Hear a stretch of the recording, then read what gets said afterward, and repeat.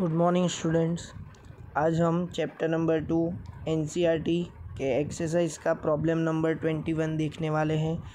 उसके लिए बेसिक्स सा फंडामेंटल आपको पता होगा जो हमने प्रीवियस थ्योरी लेक्चर में डिस्कस किया है। तो आइए, उसके 3 पार्ट है, 1 बाय 1 हम डिस्कस करते हैं। पार्ट 1 जिसका क्वेश्चन आपकी समक्ष है स्क्रीन पर। 2 charges which we have to locate at a given point, that is 0, 0, -a and +a। तो यहाँ पे आपको डाइपोल गिवन है, तो for the sake of simplicity we are taking z axis as a dipole axis. तो आप देख सकते हो डायग्राम में जो यहाँ पे हमने शो की है z एक्सिस, जिसमें +q और -q। यहाँ पे एक मिस्टेक है, यहाँ पे आपको +a करना है। ओके, क्या करना है? +a, क्योंकि इसका कोऑर्डिनेट सिस्टम क्या गिवन है? 0, 0, +a। तो आप देख सकते हो कि ये y एक्सिस है, ये z, और जो बाहर आ रही है इस स्क्रीन से, जो बाहर आ रही है वो x है। ओके, तो वो तो हम अपने हिसाब से कोई भी सिलेक्ट कर सकते हो, x, y और z। अभी हमें क्या कैलकुलेट करना है? What is electrostatic potential at the given point 0, 0, z। तो हम पहले 0, 0, z के बारे में सोचते हैं। तो वो हमने सिलेक्ट किया ये वाला पॉइंट P, आप देख सकते हो यहाँ पे मैंने राउंड करके बताया है P पॉइंट 0, 0, z, जिसमें ओनली z कोऑर्डिनेट चेंज हो रहा है। ओके, और डायग्राम से आप देख सकते हो कि O से +q की दूरी a है, -q की दूरी a है। तो आप देख सकते हो कि r1 कितना होगा? z -a, और r2 कितना होगा? z +a। Okay, r1 r2 हमें मिल गया। अभी मैं ये रिमूव कर रहा हूँ। तो अभी क्या कैलकुलेट करना है? पोटेंशियल है वो दोनों ही चार्ज की वजह से हमको मिलेगा। तो 1 बाय 1 हम दोनों ही चार्ज की वजह से पोटेंशियल कैलकुलेट करेंगे। ओके, तो वो आप देख सकते हो स्क्रीन पे। पोटेंशियल हमें कैलकुलेट करना है दोनों ही चार्ज की वजह से। तो electrostatic potential at which point? P point. Okay, तो आप देख सकते हो एट P पॉइंट, तो वो कितना होगा?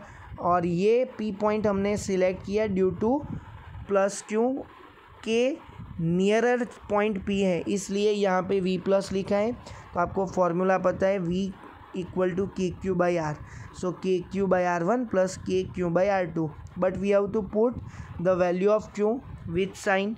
ओके, तो वो हमने साइन की साथ प्लेस किया है। अभी आप देखो इसका नेक्स्ट पार्ट क्या है, तो वो हमने सिंप्लीफाई किया। Put the value of R1 and R2 from this diagram, R1 and R2, तो वो भी हमने प्लेस कर दिया। तो आप देख सकते हो कि सिंपली आप इसका सॉल्यूशन खुद से ही कर सकते हो। यहाँ पे मैं शो कर रहा हूँ उसका सॉल्यूशन क्या है, तो आपको मिल जाएगा। उसका लॉजिक भी आपको पता है, क्योंकि हमने बहुत बार ऐसे सम्स प्रैक्टिस किए हैं इस चैप्टर में। तो आप देख सकते हो यहाँ पे कि उसका जो सॉल्यूशन है वो आप देख सकते हो कि जब आप सिंप्लीफाई करोगे तो आपको ये V+ का आंसर ये मिलेगा। मैं यहाँ पे हाईलाइट कर रहा हूँ, जिसमें कोई भी किसी को परेशानी नहीं होगी, क्योंकि आपको सभी फॉर्मूले पता है। जिसमें यहाँ पे हमने वैल्यू प्लेस की P = 2 times A × Q। Okay, now ये point P is nearer to, यदि -q चार्ज होगा तो उसका सिंप्लीफिकेशन भी आपको डिटेल में नहीं शो करना है, लेकिन डायरेक्टली आप फाइनल स्टेप लिख सकते हो, वो मैं आपको शो कर रहा हूँ। ओके, डायरेक्ट आप वो फाइनल वाला जो स्टेप्स हैं वो लिख सकते हो। ओके, तो यहाँ पे देख सकते हो ये वाला पॉइंट। ये जो प्रीवियस केस में हमारा आंसर क्या था? KP z² - a² था। तो यहाँ पे V- क्या होगा? -KP/z² - a²। ओके, तो ये कौन सा पॉइंट के लिए हमारा आंसर सिलेक्ट हो गया स्टूडेंट्स? तो P पॉइंट के लिए। अभी आपका क्वेश्चन क्या है हमारा? यहाँ पे x, y, 0 देख सकते हो आप, x, y, 0। उसके लिए हमें कैलकुलेट करना है अनदर पॉइंट। तो अभी मैं सॉल्यूशन आपको शो कर रहा हूँ कि x, y, 0 वो क्या हुआ। तो वो आपको पता है कि z एक्सिस पे हमने डाइपोल ली है, और xy पॉइंट जो है वो उसके परपेंडिकुलर है। उसके परपेंडिकुलर बाइसेक्टर पे यदि होगा, तो हमने प्रीवियस थियरी में पढ़ा है कि डाइपोल के इक्वेटोरियल पॉइंट पे पोटेंशियल कितना है? 0। तो यहाँ पे ये जो पॉइंट है हमारा वो इक्वेटोरियल पॉइंट है जिस पे मुझे पोटेंशियल कितना मिलेगा, 0। तो यहाँ पे ये क्वेश्चन ख़त्म होता है पार्ट ए, जिसमें हमें क्या करना था स्टूडेंट्स, तो आपने देख लिया।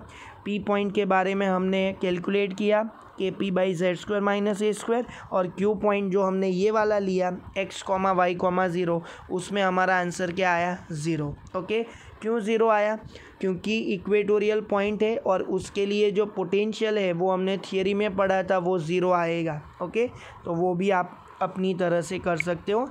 यहाँ पे पार्ट ए फिनिश होता है। अभी हम पार्ट 2 की ओर बढ़ते हैं।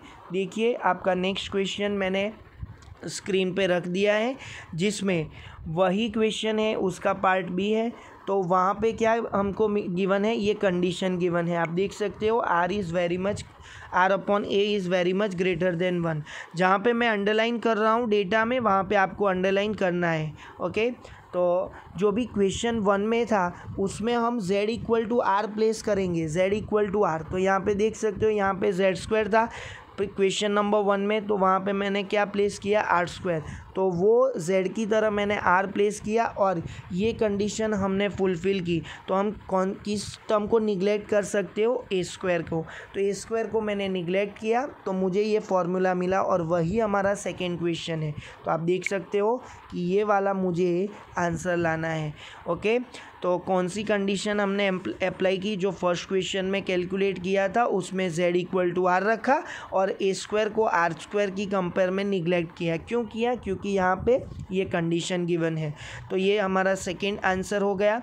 और इस बार मैं आपको याद कराता हूँ कि ये वाला फॉर्मूला हमने पहले पढ़ा है एक्सियल पॉइंट के लिए। जब एक्सियल पॉइंट होता है तो पोटेंशियल का फॉर्मूला क्या होता है, प्लस और माइनस के क्यू बाई आर स्क्वायर होता है, सॉरी के पी बाई आर स्क्वायर होता है। तो यहाँ पे सेम फार्मूला हमको मिला। ओके, तो आप वो भी उसे रिलेट कर सकते हो। तो ये दूसरा क्वेश्चन था जो यहाँ पे मैंने फिनिश किया। अभी हम नेक्स्ट थर्ड क्वेश्चन की ओर बढ़ते हैं। तो थर्ड क्वेश्चन में 2 पार्ट है। जो फर्स्ट का सेकंड पॉइंट था ना, एक्स कॉमा वाई कॉमा 0, जिसमें हमने जो भी लॉजिक डिस्कस किया वही लॉजिक पे ये थर्ड क्वेश्चन हमें सॉल्व करना है। तो आप देख सकते हो ये third question how we can solve.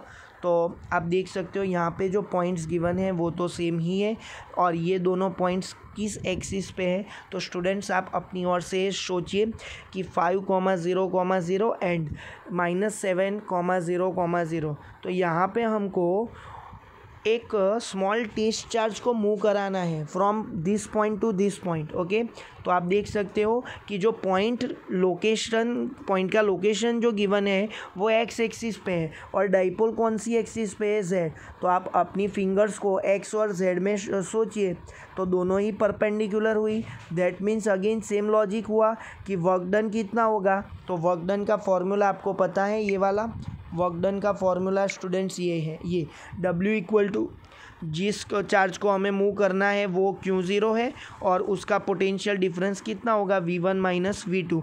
But what is V1 and V2 over here, that is 0, because equator के लिए जो पोटेंशियल डिफाइन होता है वो 0 होता है, तो उसका डिफरेंस भी 0 आएगा। तो आप अपने हिसाब से सोच सकते हो, बहुत ही सिंपल सा लॉजिक हो गया हमारा कि W कितना आया, 0। तो यहाँ पे सी का फर्स्ट क्वेश्चन ओवर हुआ। स्टूडेंट्स गौर कीजिए, यहाँ पे दूसरा क्वेश्चन है, कौन सा है, does the answer change if the path of the test charge between the same point is not along the x axis. तो वो भी लॉजिक मैंने आपको पढ़ा रखा है, कौन सा वाला है मैं आपको याद कराता हूँ कि इसका आंसर नो आएगा। क्यों नो आएगा, क्योंकि इलेक्ट्रिक फील्ड है वो कंजर्वेटिव फील्ड है और आपको पता है कंजर्वेटिव फील्ड की डेफिनेशन क्या है, वो सिर्फ इनिशियल और फाइनल जो पोजीशन है उस पर डिपेंड करता है वर्क, उसके कौन से पाथ से आप जा रहे हो वो पाथ पे डिपेंड नहीं कर रहा। तो ये यहाँ पे मैं ये पूरा क्वेश्चंस कंप्लीट करता हूँ। स्टूडेंट्स दूसरी बार यहाँ पे जो फंडामेंटल हमने यूज़ किया वो 2 फंडामेंटल थे। फंडामेंटल 1 कौन सा था, वर्क डन का फॉर्मूला Q डेल्टा वी, और दूसरा क्या था, तो दूसरा वही था जिसमें इलेक्ट्रिक फील्ड वो कंजर्वेटिव फील्ड है। और इन दोनों ही केस में जो पोटेंशियल का फंडामेंटल है वो आपको याद होना चाहिए कि पोटेंशियल एट इक्वेटर कितना आता है, 0 आता है। वो भी हमने प्रीवियस थ्योरी लेक्चर में पढ़ा है। तो यहाँ पे मैं इस वीडियो को एंड कर रहा हूँ। वंस अगेन ये बहुत ही इंपॉर्टेंट न्यूमेरिकल है, क्योंकि बोर्ड के सैम्पल पेपर में इस बार जब बोर्ड ने सैम्पल पेपर शो किया तो उसमें ये 4 मार्क्स में गिवन है। ओके, तो आपको कंपलसरी ये न्यूमेरिकल प्रिपेयर करना है। Thank you.